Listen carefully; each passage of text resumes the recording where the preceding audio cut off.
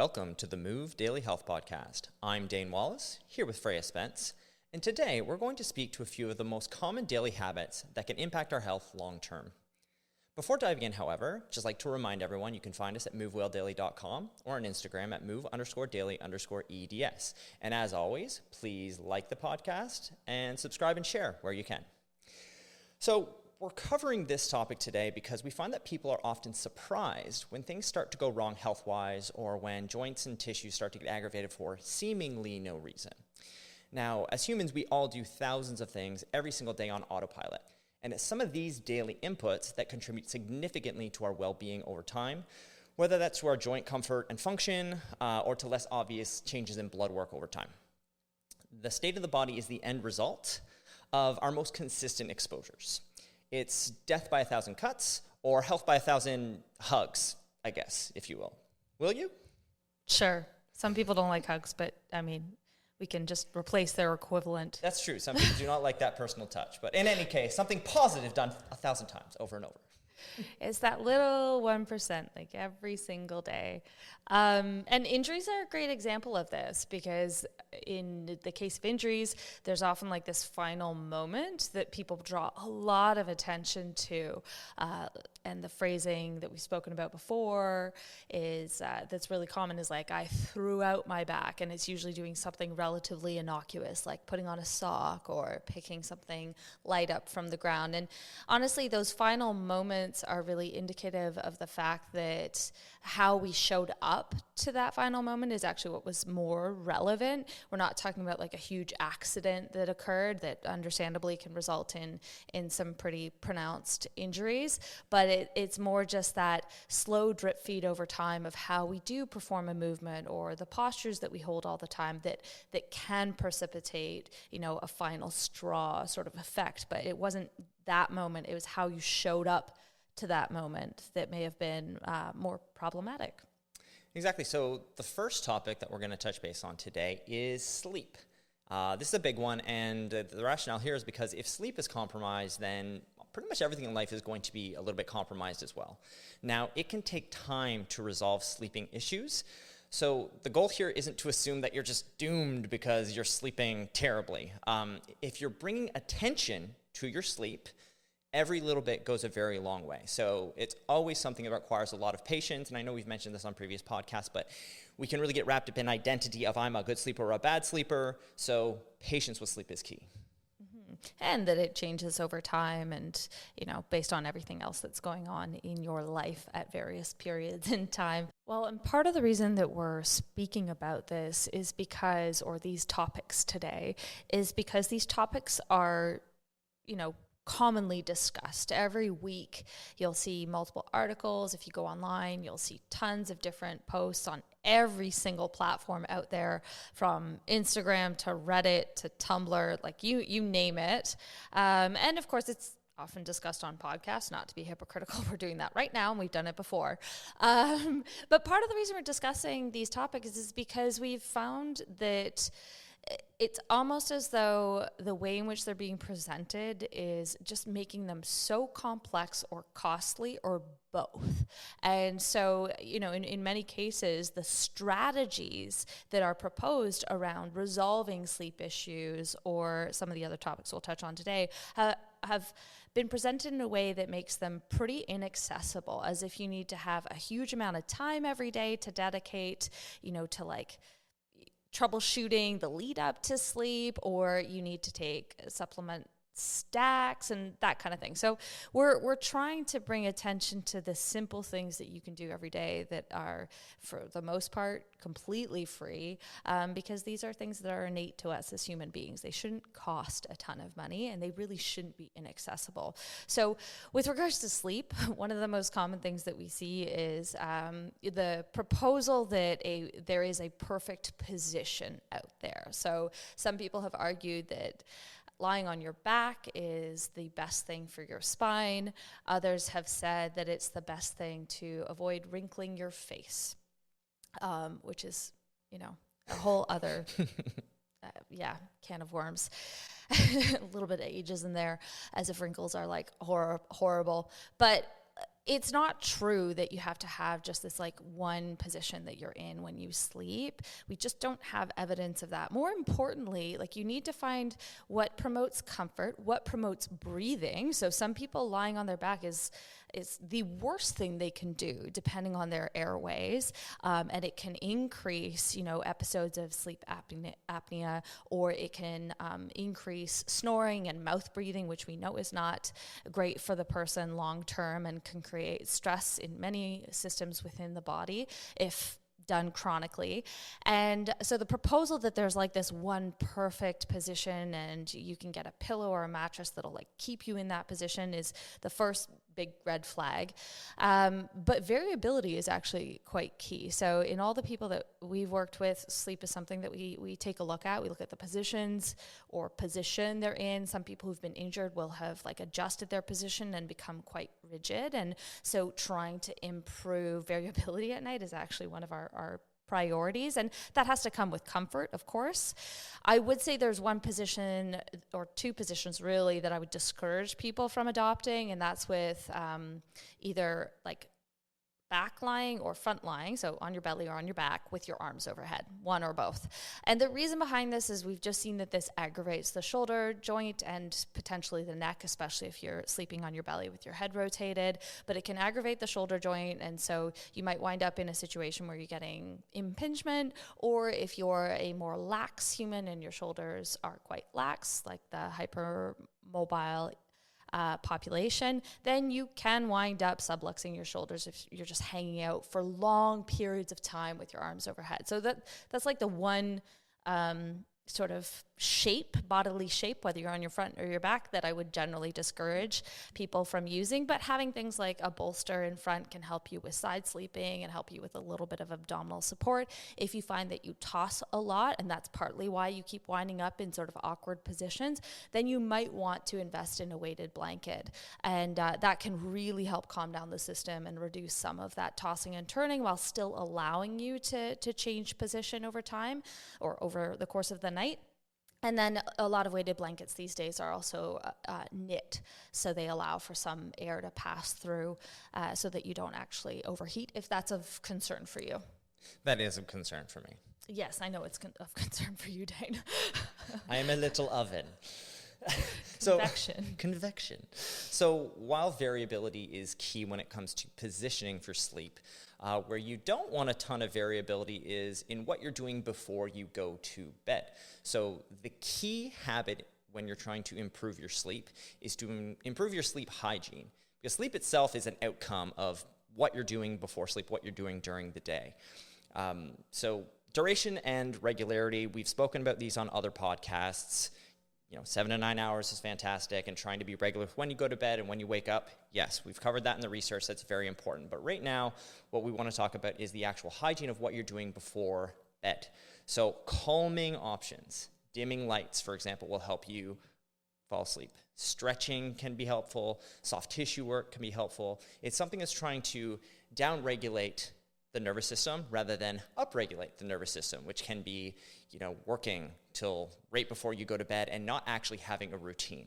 So be curious what actually makes you sleepy, or be curious about what actually kind of revs you up before bed. If you can find a pattern for you specifically as an individual, then you can hone in on the little habit that makes you a little sleepier and keep doing that regularly, or, to cease doing the thing that might ramp you up a little bit right before bed. Basically training your body to fall asleep. If anybody out there has had children, we do this with toddlers to try and get them into this routine so they'll actually be able to fall asleep without throwing a tantrum every night.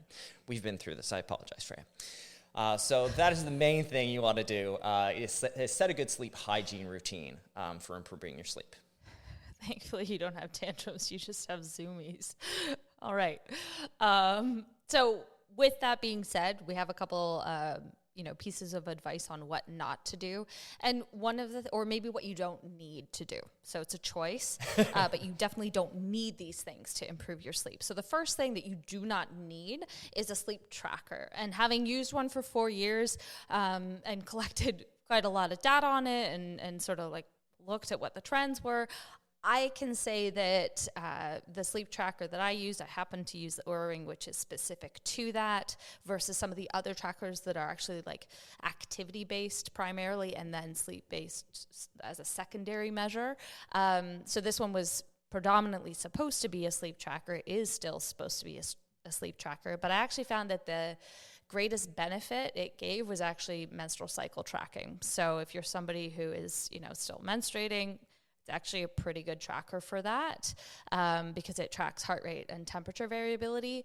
The sleep scores and readiness scores that most of these trackers spit out are based on their own algorithms, and most of them tend to be like a day behind. So what we found, through our own experience and talking to others who are using them or tracking other people's metrics, so clients of ours, we've just seen that like the readiness score, for example, is usually 24 hours behind where the person actually feels their best or their worst or anything in between. So for example, if you were testing, or in Toronto, testing Lake Ontario for E. coli counts, you take a sample of water. You normally don't get those results until the next day to determine whether the E. coli was too high yesterday or not to go in the lake. And the readiness scores are kind of like that. So multiple times throughout the last 4 years, I noticed that anytime I felt like really rough, as if I was coming down with something, and I was, the readiness score was often like, go get him today, like go crush it. Like it was always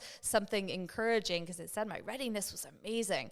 And I don't listen to that. I listen to my body, and sure enough, the next day it would be like it would have completely plummeted. And it would be like, you might want to take some rest. It's like, yeah, thanks. I figured that out yesterday. So it is one of those things, if you are challenged with sleep, sleep trackers could also be like one of the worst things for you, because then, you might have had a good night's sleep, but then if this tracker is telling you that you didn't have a great night's sleep because it detected more motion. And so anytime it detects motion, these things think that, you're not sleeping well. So it says you're in a really light sleep, and that's debatable. You might wake up actually feeling quite good, and then you see this tracker telling you that you had a poor sleep and you should really take it easy today. It just takes away from your own ability to like sense yourself. So, you definitely don't need them, and certainly not for sleep improvement. And more importantly, like paying attention to how you feel, and then the habits that Dane and I have already mentioned, both in positioning and the habits leading up to bedtime, are going to do you a better service than some technology will. Yeah, and I think that's just a really good takeaway for any of the points we make today is trying to improve your sense, your felt sense, I guess you could say it, instead of relying on what you've heard or technology. And one of the things that you also don't need for sleep are supplement stacks. A lot of people will take supplements to avoid changing their habits. Again, you listen to some other podcasts, go on the internet and listen to some sleep experts. They'll be peddling a large sleep stack that will help you fall asleep. And for me, it's like, in a world with rising costs, do we really want to be spending money on things like sleep that, are natural and should come, free to all of us? Nobody should have to need to pay for sleep. One of the supplements I would like to speak to is melatonin specifically, because some people will use melatonin pretty willy-nilly. They'll take it at any time. They'll take it in the middle of the night sometimes. They'll take it late. They'll take it early because it helps them with sleep. Melatonin is something that our bodies produce naturally. Melatonin is produced when we're exposed to darkness. It should peak in the evenings before we go to bed when cortisol is going down. So cortisol, which is a stress hormone, it has an inverse relationship with melatonin. So we want to see them going basically opposite directions, which is why in the morning, melatonin should be going down to a baseline, whereas cortisol is what spikes first thing in the morning to wake us up. It's called the cortisol awakening response. Now, if you're someone who takes the wrong dosage of melatonin or takes melatonin at the wrong time, again, melatonin it's a very specific time you want to see it happen in the night to help you with a restful sleep, and naturally bodies take care of that. If you have the bright screen on really, really late, that's going to delay melatonin, and it's going to delay your cortisol as well, which is why in the morning you could wake up being a little bit groggier.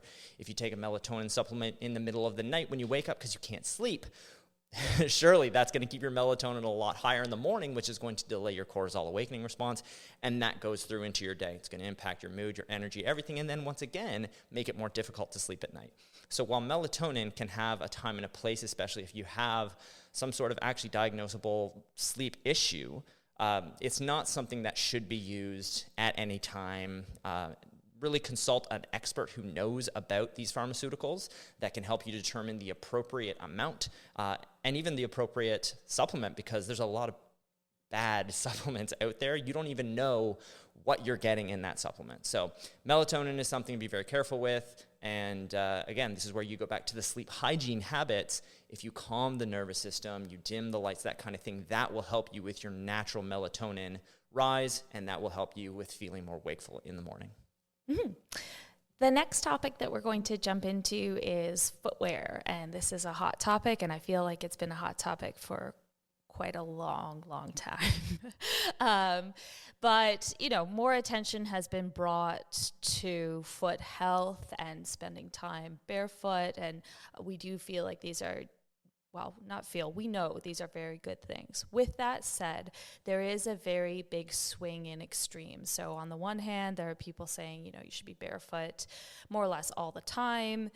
Even if you're outside, you may not be barefoot, but you're essentially barefoot with footwear that's minimally supportive, has zero cushion, and some of which has like toe separators. And then on the other side of things, you have fairly heavy and like really supportive shoes, or shoes that force you into pronation or force you into supination, depending on what they think your foot needs more of. And sometimes like chronic long-term orthotic use, which might be necessary depending on the person, might not be. Either way, it tends to be like an all or nothing, to the point where people who are given more supportive shoes because maybe there was like a neuropathy or an orthopedic issue somewhere along the kinetic chain, they're also told not to wear anything other than like stiff Birkenstocks or something similar to that inside. And that's where there's a problem. If you do like fully barefoot all the time, that can be very stressful on someone, because we live in a concrete world, and depending on that person's daily demands, that may be completely inappropriate because they're doing a lot of static standing, for example, which can be quite taxing. On the other hand, if somebody is never exposed to barefoot time, this can impose risk. So you're going to weaken some of the structures in the feet, and I know some people argue that till they're blue in the face, but if your foot is never really getting to behave like a foot and stabilize for itself, if the shoe is always doing that, it stands to reason it will weaken, and we've seen this over and over and over again. But then on top of that, if you don't ever really get that time to train your foot or let it, kind of breathe and move and stabilize for you, then we start to see increases in injuries upstream. And then you also increase fall risk, because you can compromise proprioception literally from the ground up. So we're saying like staying away from the extremes is really important. So it's not that everybody should be barefoot or the equivalent of that all the time. And it also shouldn't be that someone should be chronically supported in a stiff thing that's preventing your foot from expressing the fact that it is a malleable structure that can provide a lot of proprioceptive feedback to the rest of the body, and of course a lot of support, and it can disperse force so that joints upstream don't have to take it. So foot and ankle care is a daily habit that I would encourage all of our clients to get into, because like I said, if you lack range of motion at your big toe or at your ankle, that's going to be a massive problem for any time you're walking, which Freya mentioned you can lead to falls. And stability. If you lack strength in that foot, that's another thing. You're going to have trouble with your balance. So the one simplest habit we try and give people is just rolling your feet. So the cross ball is what we have laying around here all over the place, so we can roll our feet at any time. If you don't have a lacrosse ball, a golf ball can work. Even a tennis ball can be a great place to start. And that's just as simple as rolling your foot over the ball, because that massages the plantar fascia on the bottom of the foot, and that will have a positive upstream impact into the body. Now, humans love to multitask, and that's why this is a very simple tool, because it can be done when you're brushing your teeth or having a conversation on the phone, waiting for the kettle to boil, any of that. Just massaging the foot is a very simple thing to do. Aside from this, for some stability work, we can work on our one-leg balance. So just literally lift one foot, balance on one leg. That helps with the stability of the foot and ankle upstream. Or if you want to take that one step further, I like to pace when I'm on the phone.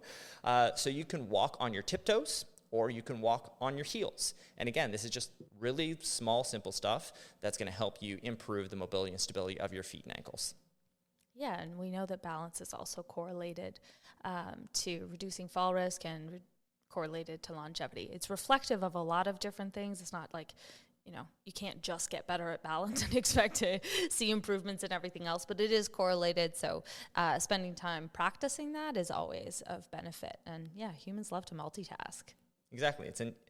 I've used the word simple like 12 times here, but it is just something we can do because if you do not practice your balance, it's actually rare that you get time balancing. It's something that we should all do, especially as we get older. So when it comes to making shoe changes, it's important to consider your personal history. So what are you wearing now? And then what have you been wearing historically, and what activities do you wear those shoes for? It might be a few different pairs. And then what surfaces are you on, or what kinds of activities do you do? So do you spend a long time standing because of, your job or potentially hobbies? Do you spend a long time walking? Like, these are all factors to take into account. What surfaces you have at home will also contribute. So something like concrete or tile is a much firmer surface than something like hardwood.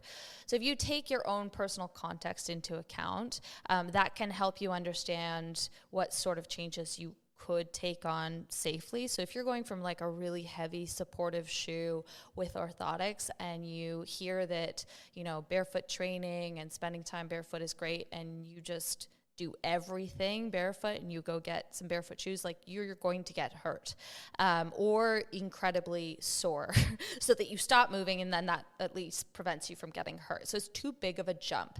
Some people are faster adapters than others, and it also depends on how long you've been using your other shoe strategies. So if you have, I've worked with a lot of runners. If I have a runner who's been in a pretty heavy shoe, we know that this compromises like running economy and sometimes efficiency. If they've been in a really heavy shoe with a lot of support, so I'll just put it that way versus going into some of the ins and outs, and it's a fairly restrictive shoe, then we can't just like throw them into a more barefoot style even with cushion, because that just would be unwise. We would want to take like a stepwise approach to giving them a shoe that has a little bit more breathing room for the forefoot, perhaps has lower drop depending on their foot type, and then we would have to modify how much volume they take on. So if you are trying to introduce barefoot time because you have none of it in your life, then spend little 5-minute increments at home out of whatever shoes you're wearing at home. That would be your first port of call, and doing the exercises Dane mentioned would help you start to develop some strength.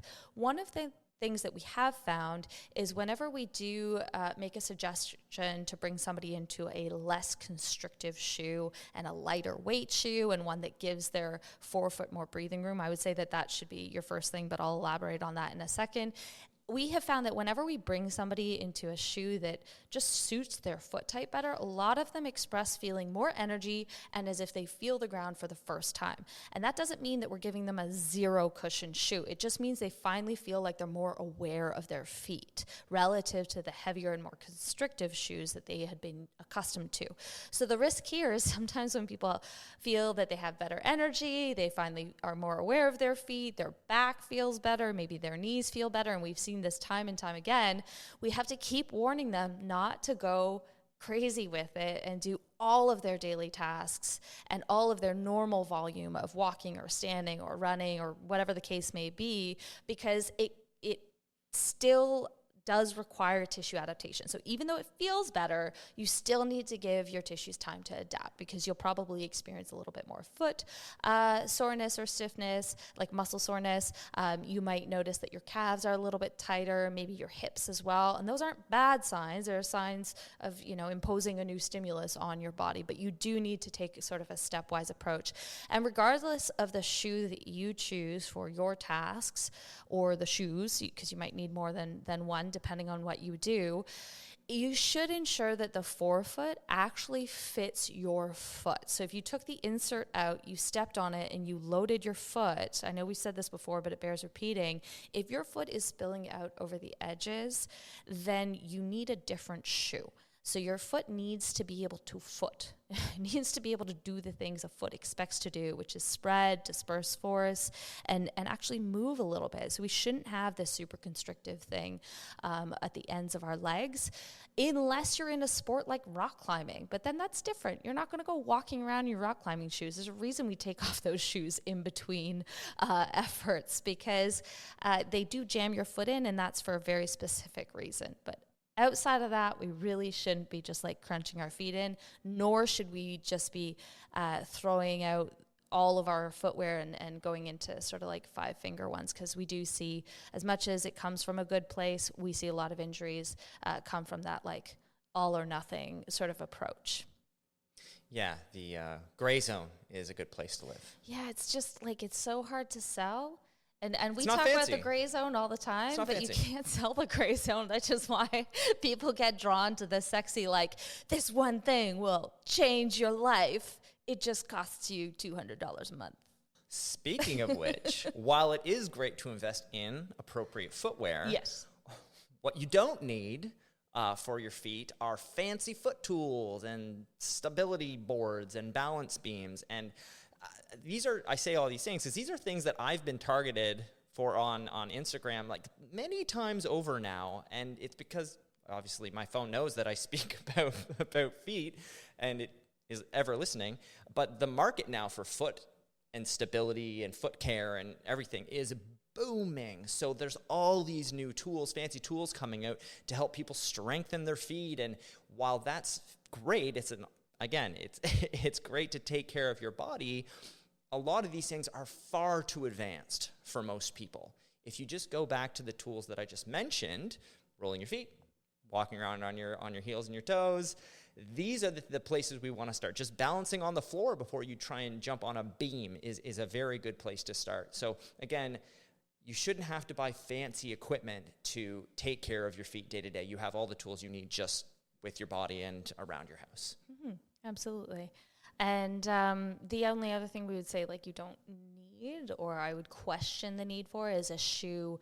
Some of the like fancier shoes that claim to be anti-pronators or anti-supinators, or they're pro-pronators or pro-supinators.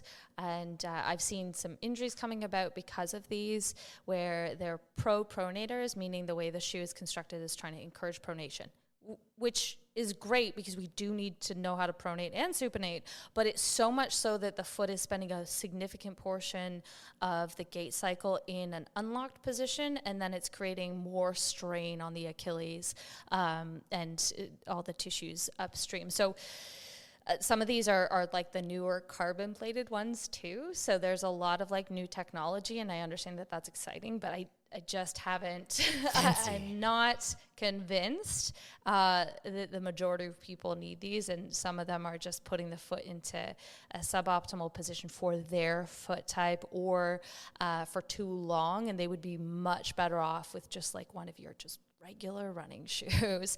The other thing I would also just say is like, be really careful who's assessing you. If somebody's assessing your feet, they shouldn't be selling you something. Like, that would be the best case scenario, because as much as there are some people who do know what they're talking about, and yes, they may be associated with like selling you a shoe, it's not that common.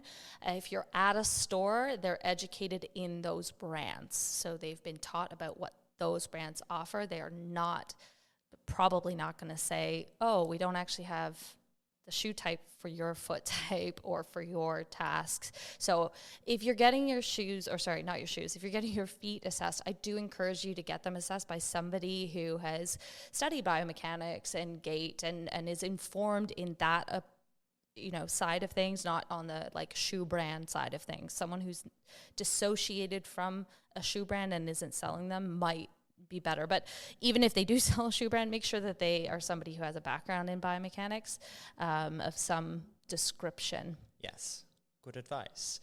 And all this footwear talk kind of takes us into the next thing we wanted to speak about, which is time spent sitting and step counts, kind of like what's too much, what's necessary. This is a conversation that comes up a lot with our clientele because it's a daily thing, and you hear often that sitting is the new smoking and you get 10,000 steps. So there's all this information out there, and people are always wondering what's actually necessary. And while we are moved daily, and the human body requires a baseline amount of movement for cellular and metabolic health, it's not black and white, as we just mentioned. So Freya, why don't you speak a little bit to sitting, time spent sitting, and I'll touch base on step counts. So all the headlines saying that sitting is the new smoking were not really all that helpful for people, I'm sure. And in some ways it encourages like a fatalistic response, because you figure, well, I have to sit from my desk, so a desk job, I guess I'm screwed. And I find that like it's not super helpful to people. Ultimately, there's also been attention to the fact that when you switch from sitting all day to standing all day, you might get really tired and you might be less productive. And all of it comes down to like what you're most used to. So I'm used to standing for work and standing when I'm studying or doing admin work or programming, and I will take sitting breaks. Somebody else might be more adapted to sitting, and so they'll take standing work breaks for tasks that, feel accessible that way. And ultimately, what we're getting at is just that you need to break it up. It's not that one is immediately better than the other. Of course, a lot of people have brought attention to the fact that if you stand, you'll burn more calories. I don't know. Your body becomes really efficient at things. That's the whole point behind adaptation. So even though it might initially boost that, it will then level off because that became your new norm. And what we really care about here is how your joints feel and what your circulation is like. And so the more you're able to introduce little movement snacks and movement breaks, so a movement snack might mean, we've spoken about these before, so I won't go on at length, but that might mean like getting up from your desk and going and doing a thing for 5 minutes. But even a movement break can be as simple as getting up, changing position, or if you've been standing, get down to the ground, change position, and then go back to work. So a lot of people see their body as being inconvenient. So like stiffness and soreness is inconveniencing them. It's making them less productive. And that's not true. It's the other way around. The more you're able to address the body's needs and introduce those little movement breaks to keep it happy, the more productive you are, because it helps you focus. It helps your brain stay on task. And again, a movement break doesn't need to take your focus away. It can actually boost your focus because you can stay in the same space, move a little bit, help address any stiffness that's crept in and might be starting to distract you, and you're still in the same environment, so you're still very much on the same train of thought. I think, we could blame things like the news cycle and social media for being far more detrimental to people's productivity than the body's need for little movements here and there. So, we don't want to say that sitting's the new smoking and that static standing will fix it all. It's really just, if you want to take care of your joints and feel better and be more productive, then little movement breaks scattered throughout your day to change position can be incredibly helpful. And even here, I have a few different setups that I'll use. So that way, even if I have to keep working at the computer, it's like I'm technically in a different shape and it feels better. Yeah, and fancy enough, taking little movement snacks is a great way to get a few more steps. And step counts are something that we speak about because they're accessible to quite a lot of people due to the prevalence of cell phones, which have step trackers on them. So while it's great to aim for 10,000 steps, or even just get to the 8,000 daily steps that the research shows is very, very beneficial for long-term health, realistically, starting small is the best way to have success. So movement snacks will contribute to that and have the added benefit of being good for your joints as well. But if you want to take the next kind of planned little step, check your phone for your actual baseline, see how many steps a day you're getting, and then schedule in a daily walk and don't compromise on it. And the best way to do that is to get a friend or a colleague to join you on this little walk so that, when you might be less motivated to do it on your own or more prone to just continuing to plow through work when you need to, if you've actually set up a walk with someone else, That's a buddy system. You'll get those extra steps in, and this can be done outside, or if you're in an office, just walking around the office. That is extra steps. It doesn't have to be insane, doesn't have to be, like I said, thousands of steps every week, but adding a few hundred steps every week over and over, eventually you're going to get to a place where you're at what is recommended and will really be the long-term foundation for your health. And by then, you might actually, well before then, you would probably feel the benefits of it. So it takes a little bit to adapt to any new habit, but eventually it becomes one of those things that you just feel the effects of missing, and you just don't want to miss it. Well, this comes back to that thing I mentioned earlier, the felt sense, right? When you move and you sit less, you'll find that you're less achy, and you actually want to get those steps in. And this is, again, that domino effect we've spoken to. So. And the last topic for us today is to talk about timing. These are this is timing around meals and also timing around exercise, because a lot of people ask about this, and it's also a recurring theme online in all sorts of outlets for information. So on my end, I do a lot of nutrition coaching as well, and meal timing is a very hot topic. Any client that I work with, whether it's for nutrition or otherwise, always asks them about meal timing, because there's so many different strategies out there to employ. And the truth is, there isn't one way that works best for everyone. We all want the silver bullet, but we all have unique bodies and we all have unique lifestyles. So what works for one person may not work for another. And you'll have a lot of coaches out there who will say, this is what worked for me, so try this. This is where you need to get curious about yourself. And when people ask me about, meal timing, often I'll just ask them, okay, what are the signs and symptoms that you're trying to overcome? Do you actually have some that are holding you back, and that's why you're worried about the meal timing? So do you have excess anxiety, for example, is one? Do you have poor energy throughout your days? Do you have massive mood swings, headaches? Do you have uncontrollable appetite or cravings, especially later in the day? Any digestive issues like bloating or massive sleep disruptions, like do you have a hard time falling asleep, or do you wake up in the night? So these are kind of things, if you have some of these symptoms, then yeah, it's definitely worth looking at your meal timing to see maybe you can improve these things. So try to be flexible. That's the key thing I can recommend to anyone is be less rigid and be more flexible. If it's stressful for you to eat in a certain way when you're trying something new, ask yourself, is this stressful because of my previous beliefs, or is it stressful truly because it's not working for your body? Like, have you given it a few weeks and it just doesn't feel right for your body, or is it just mentally kind of stressful because of the information you've heard and the beliefs that you have about something? I don't want to pick on fasting, but this is one thing that we hear. It's so beneficial, it's so good, and it makes our lives so much easier. That really gets in people's head, I find, a lot of the times, and then they feel almost guilty about eating more often or too much. So this is going back to the felt sense. Look at these symptoms. Give something at least 2 weeks when you're trying, and just interjecting one meal and seeing, okay, how does that go? Does it improve my symptoms, or does it make them worse? And after a couple weeks, you'll have a much better idea of whether or not that's something that can work for you, and you move forward with that kind of 2-week interval, I would say. And the same is sort of true with workout timing, is you just may need to be flexible, especially if you've been doing things a certain way and you're finding that it's not working for you anymore. But there's been a lot of research on workout timing and what time of day is optimal for hypertrophy or for speed training and all of that. And a lot of that research is geared towards trying to eke out the tiniest bit of additional performance that can make the difference between winning and not at a pretty high level.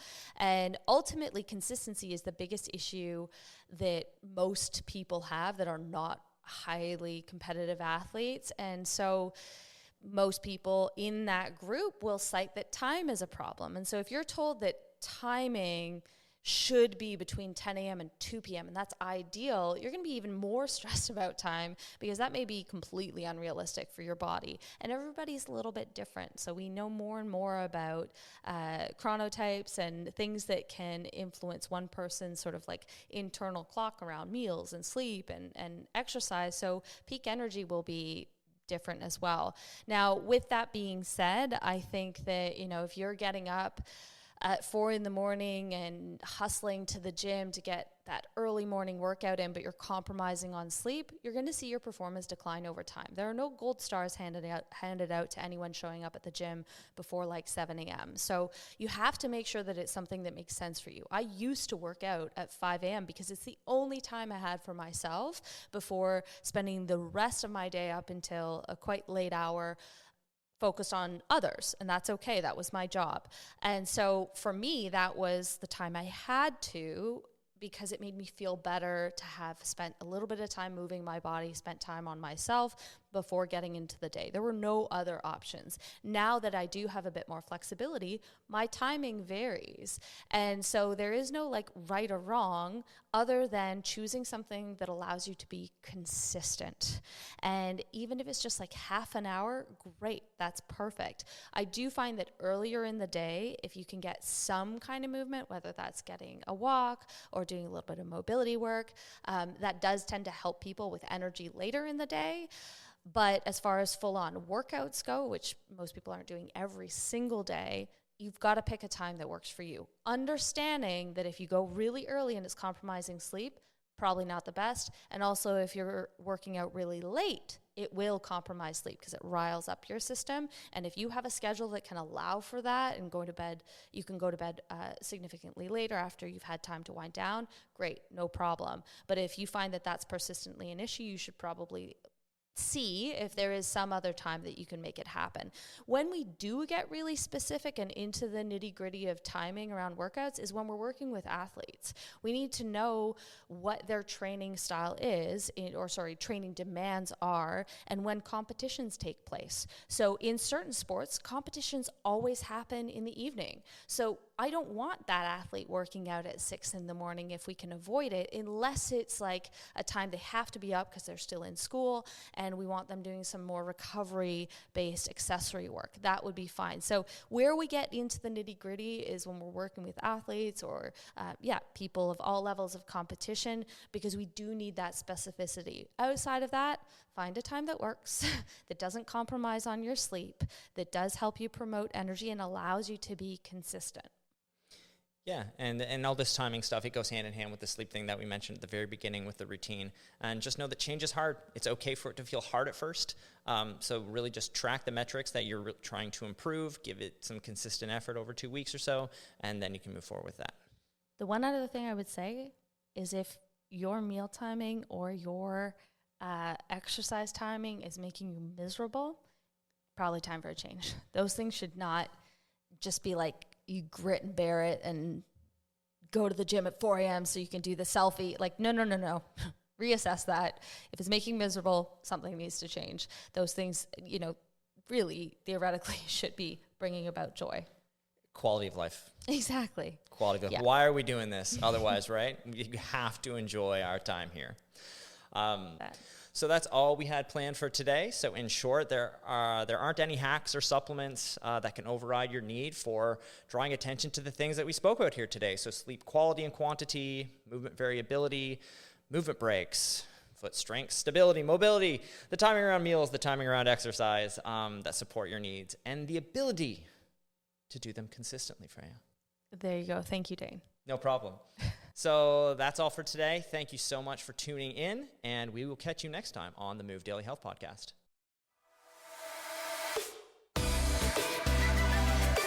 We hope you enjoyed our conversation. To hear more, head on over to Stitcher or iTunes and subscribe to the Move Daily Health Podcast. And don't hesitate to leave us a review. Thanks for listening.